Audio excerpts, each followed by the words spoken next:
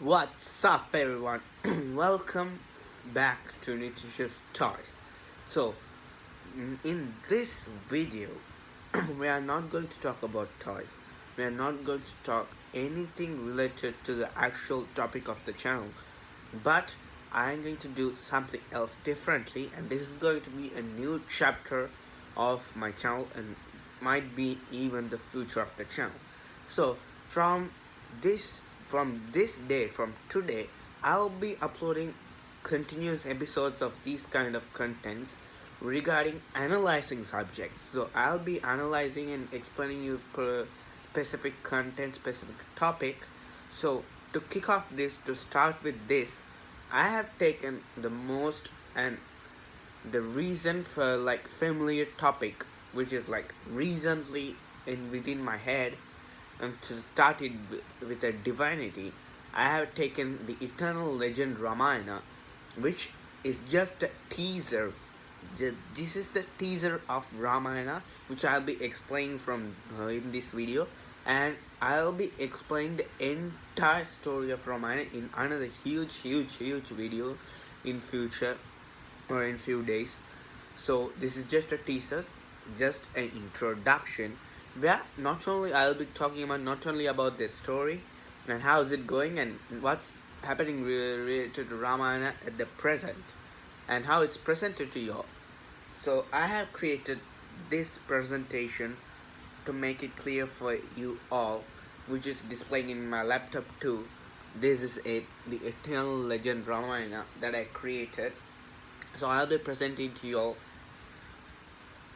now, and I'm going to explain the entire thing. So let's start off with the introduction, the eternal legend Ramayana. So exploring the sacred epic throughout their tradition and cinema. So in this topic, in this video, I'll be explaining the traditional Ramayana and the cinematic Ramayana. I mean, both are the same, but both are presented in two different ways. So let's start with foundations. So of course, the foundations of Ramayana is Lord Rama and Lord Sita or Mata Sita. So the foundation of Lord Rama, the seventh avatar of Lord Vishnu. Ram embodies Maryada Purushottama, the perfect man who adheres strictly to boundaries of etiquette and honor. So, in simple words, Lord Rama is a truthful and well-disciplined and respectful person who performs in the way of Dharma. He follows the way of Dharma. And to make it clear to you all, in Hindu mythology, Hindu Dharma is called Sanatan Dharma. It is like practiced and taught in every epics, including Ramayana and Mahabharata. And it's really simple, like it means everything about what you have to do in a right path. So in that case, Lord Rama is considered as Maryada Purushottama, the perfect man who follows truth and justice and honor. So in Hindu mythology, even though every god is a significance of Dharma, Lord Rama is unique in that case. He is special according to Dharma, and his life serves as a blueprint for rightness, facing exile and battle without compromising his divine integrity. So in this Ramayana battle, he never reveals that he is the avatar of Lord Vishnu. But this particular thing differs in Mahabharata, which I'll be explaining in another video. That this comes under the differences between Lord Rama and Lord Krishna. Even though they are both the avatars of the same god Lord Vishnu, their story will differ, and for surely differs, but it might take a long time, and it's just a different topic which I won't be explaining in this video.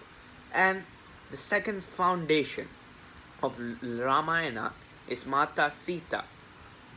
Mata Sita is the epitome of purity and devotion, Sita's journey is the emotional anchor of the epic. She is the avatar of goddess Lakshmi. So this is so simple that because since Lord Rama is avatar of the Lord Vishnu, so his partner might be the avatar of Lord Vishnu's pair. So absolutely it's Lord Lakshmi.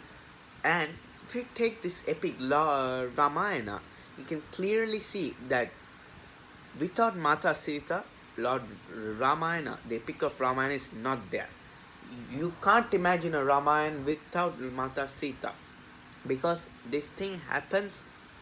This Ramayana happens because of her, because of because Ravana corrupt like took her away. Only this Ramayana happens. That's the major reason why Ramayana is happening. Without Mata Sita, Ramayana is not Ramana won't have been happened. So like you can easily say that she is the emotional anchor of the epic.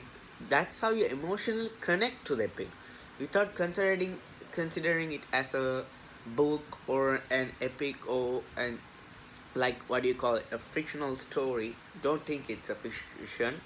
It's not a fiction, so we don't want to talk about that here.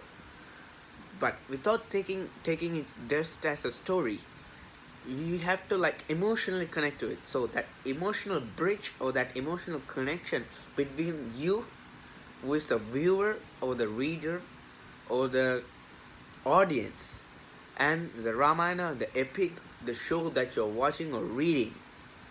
So the emotional connection between you and the show is her Mata Sita. Her unwavering strength during her abduction in Lanka defines the themes of resilience and sacred love. So through this you can understand the true love, and you can like learn how to be brave in every situation. So that's the basic thing of Ramayana. So in the end of the topic, I have a really important thing to say to the society and the to the viewers and the people who like look Ramayana in different angles. So I'll tell it to you all in the end of the video. So the massive scale of the epic, 24,000 Sanskrit verses. So take a Sanskrit verse, it's like a song, or like, you'll know what a verse is. So this Ramayana epic is not actually written as a story, it's actually written as verses, like it's close to like poems or songs, but not exactly like that. So it's written in that way, 24,000 Sanskrit verses, which a normal human being cannot imagine, but Lord Sage Valmiki did it. A global heritage penned by Sage Valmiki, the Ramayana is one of the largest ancient epics in world literature. It transcends borders with over 300 regional versions, from the streets of Ayodhya to in the islands of Indonesia. Its verses echo across every major language globally. You can like learn Ramayana, watch Ramayana in every languages in the world, and it's like transcends borders with over 300 regional versions, and is present in every major language globally. And to be honest, this actually started in Ayodhya, which is a city in North India, which is part of a country, and Ayodhya is like a city in a country. And that story and that epic which happened between a city and including Lanka across two countries, like blew the mind of the entire world. And still after Treda Yuga happened like 12 lakhs years ago in one scripture, and some say that it's been like around like 7,500 years ago. Anyways, a epic which happens thousands of years ago still is being talked, still is being considered, and still being rebooted and made shows and like made books, and everything is happening again and again. That's the power of this epic. That's the like importance and significance of this epic and uniqueness of the epic. So let's move on to the seven khandas, the sacred road map. So this Ramayana is not divided into chapters. So it is divided into chapters, but you don't call it chapters, you call it kandas. So don't think that because it has 7 kandas, this is just a small story or small epic. It is not for sure. It is a really, really, really huge epic, which is including 7 kandas, and one kanda is very, very long.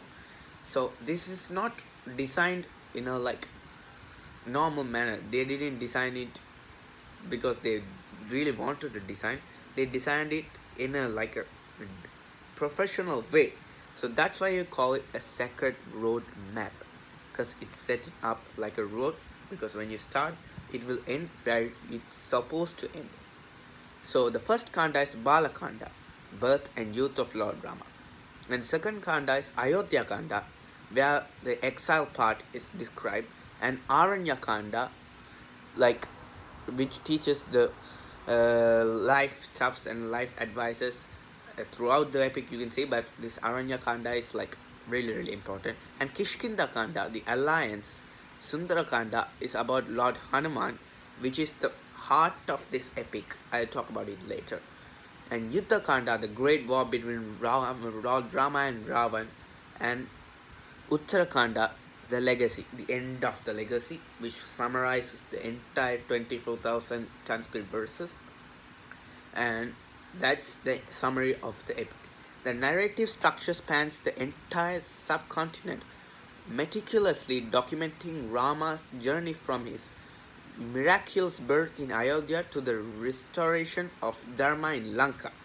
So this is also like a sacred road map, where Rama was born in Ayodhya, and he started his journey based on Dharma, and wherever he goes, Dharma follows. He will, wherever he goes, if there's injustice happening, and if there's adharma, wherever he goes to the place where adharma is performed, Rama will completely destroy it, and he will support justice, and he will like to put justice there, and he will show justice to the people who do injustice, and people who follow adharma, and he will like show the real identity of dharma. So when you pass through that, let's move on to the topic that I told, Hanuman, the heart of the epic.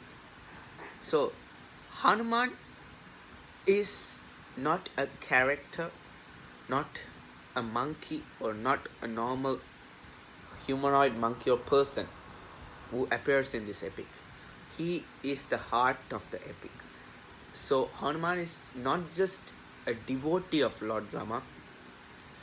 Lord Hanuman is the one who you can worship, and he is the track that you can use to understand Lord Rama. So there are few ways which is used to understand Lord Rama. So before you move or go and worship a god, first of all you have to understand them. You have to understand how to worship them, and what they will like, what they don't like, how to get them, how to get close to them. And when you understand their character, you can like worship them even more, and you'll get connected to them, so they can come into your heart, and you can go into their heart. So like that, you all know the story of Lord Ganesha, you all know about Lord Mahadev, you all know Lord Shiva, Lord Mata Parvati, Goddess Parvati, Lord Vishnu, and many more. So just like that, if you want to get connected to Lord Rama, if you want to become a devotee of Lord Rama, first of all you have to become a devotee of Lord Hanuman, who is the greatest devotee of Lord Rama. Through Lord Hanuman, you can easily get connected to Lord Rama, as when you like continuously practice again and again the name of Lord Hanuman, when you pray him, when you get connected to that character, you can easily get connected to Lord Rama, because it's so simple. So let's move on to the heart of the epic. So I think this introduction and this explanation is enough for Lord Hanuman. So the miraculous feat, Hanuman the monkey god, represents the pinnacle of selfless devotion, bhakti, which is a major thing in Hinduism. The worshipness, the devotion that you show towards your god. Your god can be anyone, not just Lord Rama. So his strength is fueled by his unwavering faith in Lord Rama. So, what do you mean by strength is not just the muscles and not just the physical strength. It's all about the mental strength too. So, Lord Hanuman is a combination of physical strength and mental strength, which he got by pronouncing the name of Lord Rama again and again and again. You can't call it pronouncing. You should call it chanting. He chants Lord Rama's name again and again. So in this case, I have to mention this. Once Lord Shiva said that when you chant Lord Rama's name, it's equal to thousands and thousands of Sahasranamas. So, like chanting thousands and thousands of Sahasranamas. It's like one Lord, one chant of Lord Rama's name is equal to that much of verses, that much of mantras. So instead of doing that, you can just simply say Jai Shri Ram or Hail Lord Ram, and in Tamil you'll say Sri Rama Jai, and many more in many more languages, but everything is common in Lord Rama's name. So let's move on back to the epic.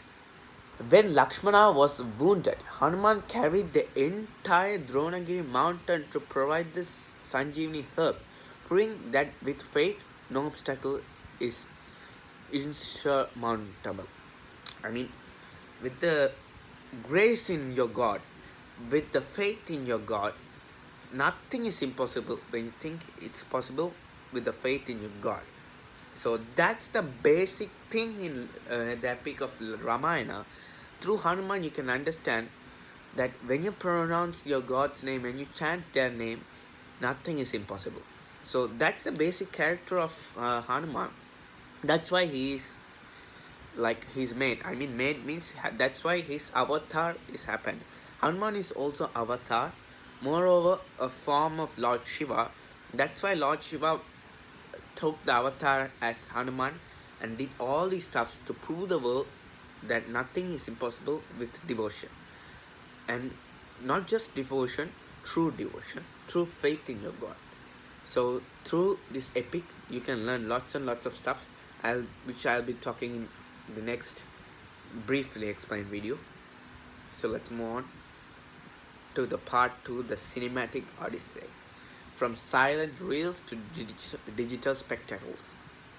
So until Sundarakanda, I almost introduced you all to the epic, to the actual traditional epic, the traditional connections.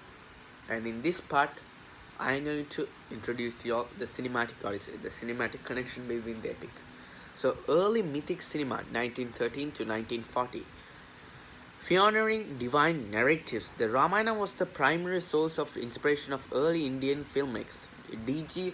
Phalke, the father of Indian cinema, used the epic to create a visual language for a diverse, often non-literate audience. So, Ramayana, so according to, just in this case, leave Ramayana away. Just think of Indian cinema.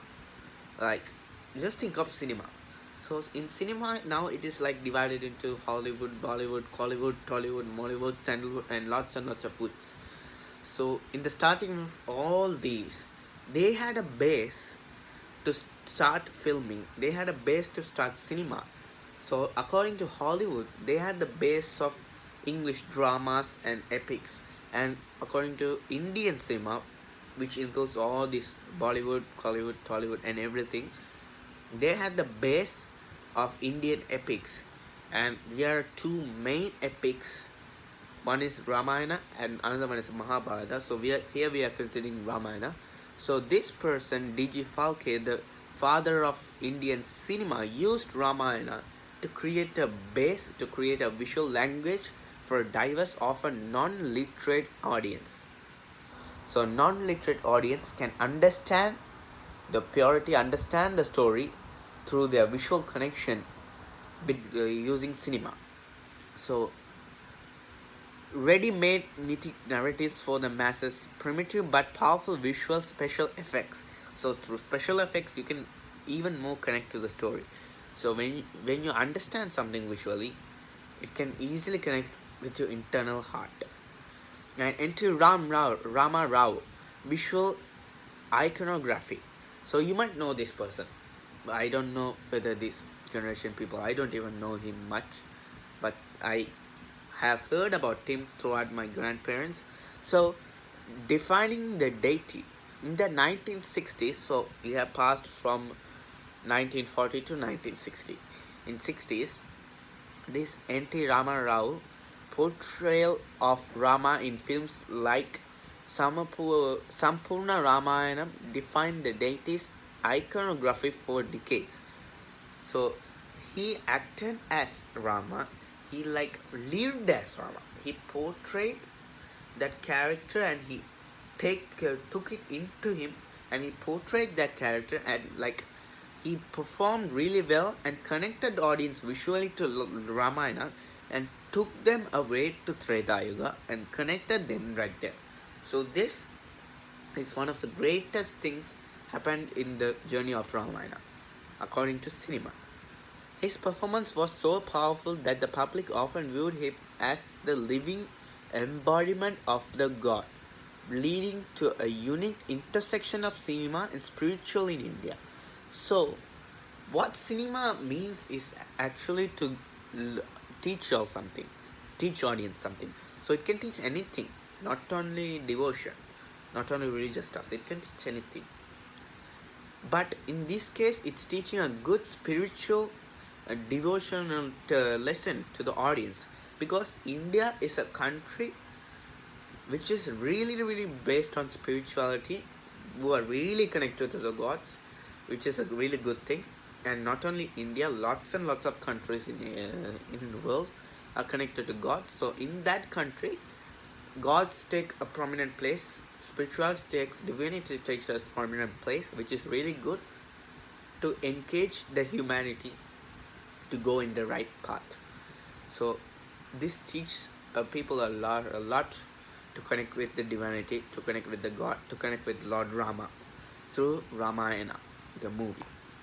And so for me to be clear about this, in these days I take the Srimad Ramayana, which I didn't mention in the presentation. Srimad Ramayana is a serial which recently got telecasted and retelecasting in Tamil, and I take that actor Sujay Rev as this as the one who connects me with Lord Rama. So I take him as Lord Rama. So first of all, you have to take someone who acts as Lord Rama or Lord God or your God, or someone who acts to be someone. And when you connect with the actor, you can easily connect with the God. You can easily connect with the character. So that's how you get into this. So this is called visual iconography, where you take someone as icon and when you connect with the actual person. The TV revolution, which I just talked. National impact. Pre-1987, 1987, Ramanand Sagar and 2020 lockdown retelecasts. In 2020 lockdown, the serials got retelecast. At national stoppage, streets across India were deserted as the nation gathered around TV sets. Watching became a religious ritual. Breaking records set a world record with 77 million views for a single episode in 2020, becoming the most watched show globally during the pandemic. So that's the thing. It's the most watched show in the pandemic's time, and that's the power of Ramayana. So which means that people are connecting to it. So this is the TV version of the Ramayana, which is a great national impact, created a good big impact throughout the nation. And when you move on to the global animation, the anime bridge, for serious, Ramayana was created as anime.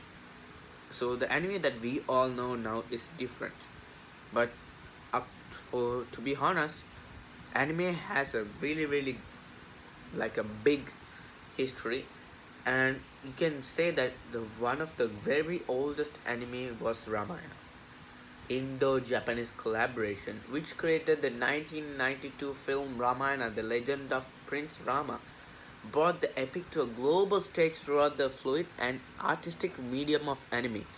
Celebrated for fluid epic scale, introduced Indian mythology to Gen Z globally, highly faithful narrative adaptation. To be honest, I didn't watch this film because I was born in 2010 and this was released in 1992. But early 2K kids, early Gen Z kids might know this film. They might have known Ramayana through this film. But I have heard that this film completely explains the entire story of Ramayana, even much more than the live action films. So it is a great thing that Ramayana have taken place in the anime world too. It has taken place in Japanese among Japanese people, and it's a good thing to hear that this epic is roaming around the world. It is a proof for you all to understand this importance of the epic. Modern VFX and reimagining. Today's technology allows for photorealistic recreations of divine landscape like Ayodhya and Lanka on an unprecedented scale, from Adipurush to emerging gaming engines.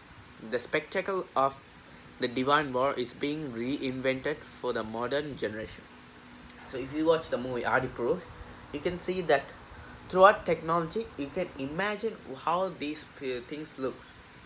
But there's a small problem arising in this Adipurush movie. I have to mention that they have mentioned that the VFX and reimagining was not correct and not iconic and not closely related to this original epic. So, and I heard a rumor that that's the basic reason, first reason why Srimad Ramayana was created, to tune Gen Z kids, to tune this generation, modern generation, to get connected to Ramayana in the correct manner. But Adipurush was a good movie. It actually took the story really well, but the VFX and the visuals were not much correct. It doesn't mean they are incorrect, not really correct. That's the thing. But to be honest, you really don't know what really happened. But you know the story, but you really don't know what it looks like. The descriptions mention something really good, mentions the truth, but it's pretty hard to bring them alive. That's the thing. And comparative analysis of adaptations feature Valmiki's text, Saga's TV show 1992 anime. So we are taking four of these stuffs. Medium, Valmiki's text, Sanskrit verse, Saga's TV show, television VFX, 1992 anime, Indo-Japanese film. So this is the medium they used. Tone, philosophical epic in Valmiki's text, devotional traditional in TV shows, cinematic artistic in anime. Focus, moral nuance, moral texts, morality is Valmiki's text. Character emotion in TV show. When you watch Srimad Ramayana, you can actually understand the emotion. And visual grandeur in anime, like you can understand the visuality, you can watch it visually. And philosophical core, of course, Maryada and Dharma. So again and again, I'm mentioning this. Ramayana is all about Dharma. It's all about something to do with your life, something connected with your life. It's not just an epic.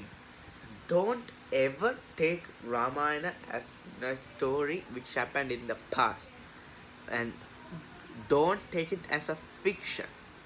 And according to that, Ramayana's philosophical core is about Maryada and Dharma, how you really want to perform in your life, how you really want to be truthful and go in the way of Dharma. Dharma, the governing principle of rightness over personal desire. Maryada, living within honor and etiquette regardless of the cost. Restraint, power tempered by moral restraint, symbolized by the bow. So that bow is also symbol to show that power tempered by moral restraint. That when you're in Dharma, the path of Dharma, no one can destroy you. No one can ever make you go down. No one can make you lose. So that's why the bow, this symbol, is used in Ramayana to represent that Dharma is always with you. When you are with Dharma, nothing is impossible and you're unstoppable. And as a conclusion, the Ramayana is not just a story, like I told. It is a living legacy that bridges ancient wisdom with modern technology. So Ramayana is not just a story which ended right there in the ancient time, which is completely forgettable. It's not like that. It still continues, still even after thousands of years, even in the end of Kali Yuga, someone will remember Ramayana. Someone might have connected it to the modern technology. That is what you're seeing it as TV shows, movies, and the upcoming Ramayana movie. And there are lots and lots of questions and discussions regarding this Ramayana, open for regarding the epic's history of or cinematic versions. So this still continues these questions and endless questions and discussion, which I'll be also discussing in the next video. And I even have taken these image sources, real image sources from Google, Wikipedia, and more and more. And so these all these are true events which are proved by scientists. As we believe in science these days, these things have been proved in a scientific way also. So, alright, thank you for exploring the internal epic. So, this is not the actual epic. I have just introduced y'all. So, everything that I did in this 31.17 seconds, 31.17 minutes is just an introduction to the actual epic. If I if you want me to explain this epic whole like entirely in one video, it's impossible because it will take hours and hours. But I can explain to you all by part by part by part in future videos. So if you all want me to do that, please click the like button and please comment down if you all want me to do that, and subscribe to the channel. Share this video with your friends so that they can also connect to this divine thing, divine epic. And maybe in your life also there'll be dharma, there'll be justice, and you also might like win, and you might also get victories throughout your life. So I hope you'll have a great day. You'll be you'll be connected to dharma, and you'll have a great life connected to dharma, and hope that Lord Rama blesses all of us. Thank you for watching the video, and I'll see you in another explanation video. And bye.